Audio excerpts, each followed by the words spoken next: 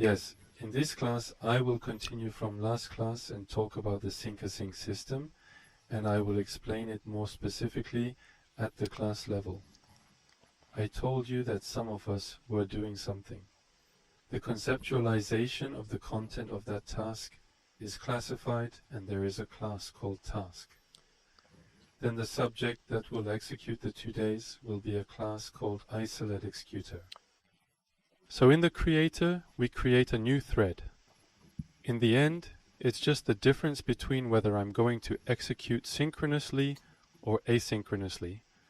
But the concept of creating a new thread and letting her designer work is the same. So I'm creating a new thread.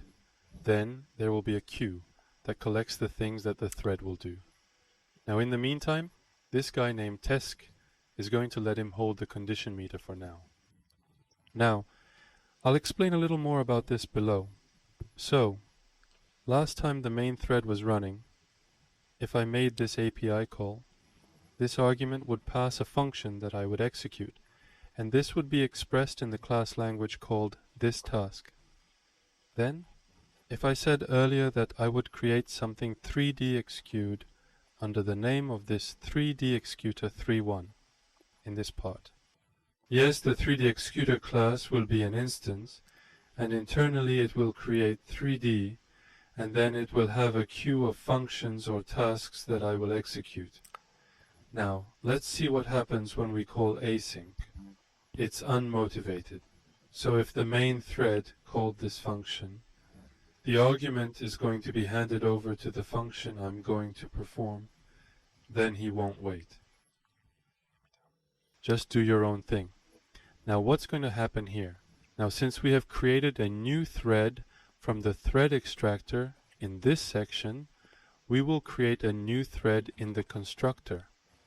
Then what I'm going to do, which I handed over, is expressed in the form of this one Teskran, and I will continue the poem in the queue of this thread executor.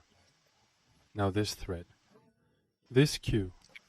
The queue for what I'm going to do now waits until the value is filled, and when the value is filled, it pops and executes it. Now, as you can see, it operates in its own way, completely separate from the main. Then, when he's done, the job is done. He doesn't need to know that, does he? What is a sync? Now, sync is a way of synchronization. It means waiting. The main thread is waiting for another thread to do something. So let's assume that these APIs, which are now called functions, this is where the function that I'm going to perform comes in. It will also be expressed in the form of a Teskran. Now, I said at the beginning that each of these desks has a condition barrier. That means this main. I'm waiting for the condition consideration for this task I added. Wait until he's finished. Wait until he meets certain conditions. It's a sync. So I just created this thread executor instance, and a new thread has been created in that constructor. After this thread tops and executes this task, I will beat notify for this condition variable.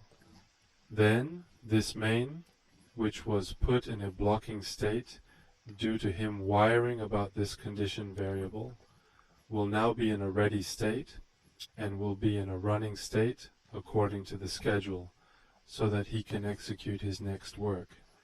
As you can see, 2.12 is a sync system in that it waits until it executes. Yes, this is the video.